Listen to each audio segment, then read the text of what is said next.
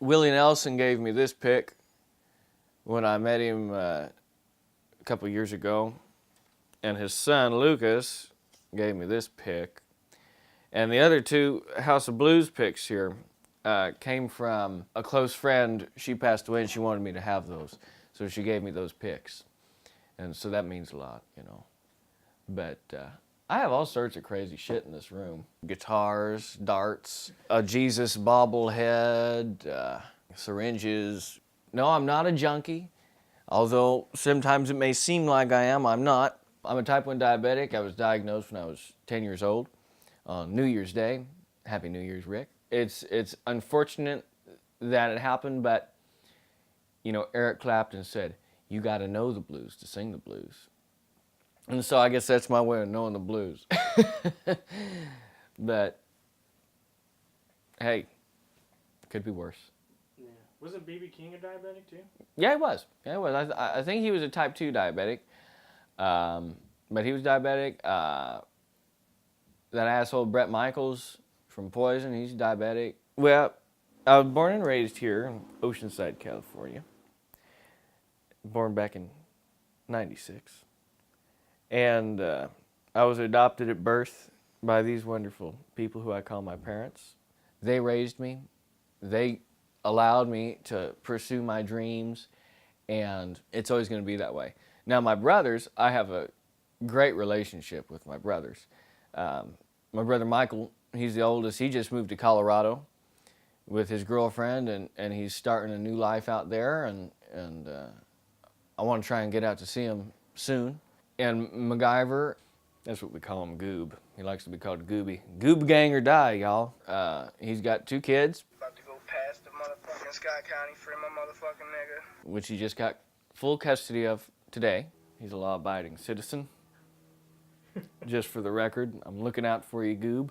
You know, so I have a pretty decent relationship with my biological family. Some of them not so much. It was always different for me growing up not knowing anything, because my parents had to keep everything in the dark, because my dad, I mean, he was a schizophrenic. You know, he kidnapped my brothers when they were very little and tried to run off, and it was just a terrible, terrible thing. And I was adopted at birth, so I didn't have to deal with any of that.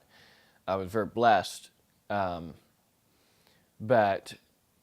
you know, there's still those, you know, who was he, you know? This is an old picture. This is the only picture I had when it all went down. You know, my parents here. These are my 2 brothers. My dad died in 2012. Just got out of the hospital, and he was having DTs. And he walked out into the street and got hit by a truck.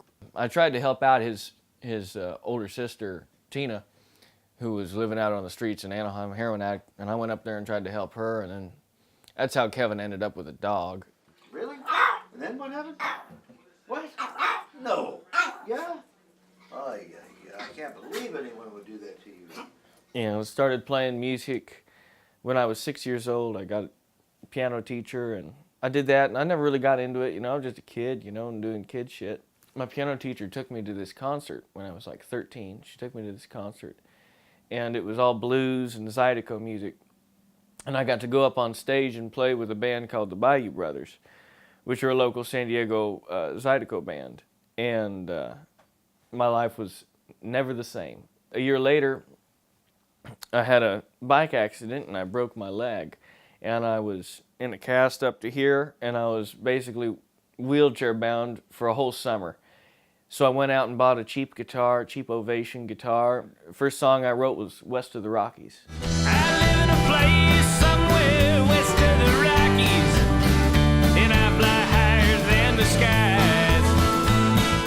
I was 14 years old, high out of my mind on pain pills for all the pain, and I couldn't go anywhere. I was laid up all summer. And so Brock had always been interested in playing the drums, so my mom went out and bought him a $100 snare drum down from Oceanside Music Supply. You know, Tweaker Danny had always played harmonica, and we're like, let's start a band, fuck it. Let's start a band, why not? You know, we're all somewhat musically inclined, so what do we have to lose? It's fun.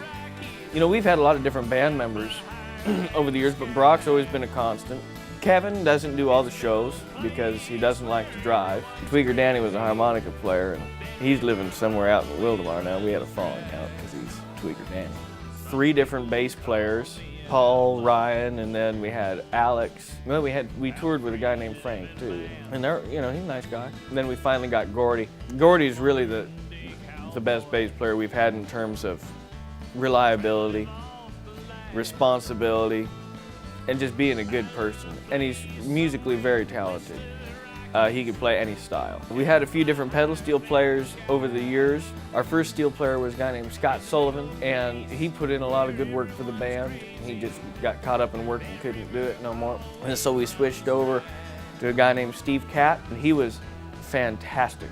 That guy could play anything, country, blues, jazz, anything. He just got burned out of the whole gig scene and everything like that. He'd been doing it his whole life, so he's working with dogs now. And most recently, David Mills. We've been fortunate enough to keep on playing and keep having these great shows. And the band, it's evolved quite a bit now, and I think the only way is up with where it's going. You might say, Rick, what the fuck do you know about country music? What the fuck do you know about anything? You grew up here in Southern California. You have a nice house. Your parents are nice, normal people. I've been all across this country. I've been in places that you don't even want to know about. I've had experiences that you wouldn't even dream about. My health, I've been on my deathbed 3 times, at least. People get carried away. Country music is just music from the heart. With the eagles soaring high, from the oceans to the painted desert sky, I live and die.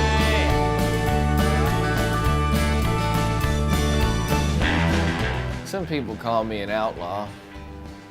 I think that's what I am. I'm a country singer who wears Tommy Bahama shirts and crushed velvet jackets with ostrich boots made by Luke Mason. So I think I'm all right.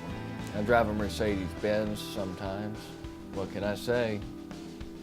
Rowdy Rick, always slick. Some people call me a dick. Plenty and free.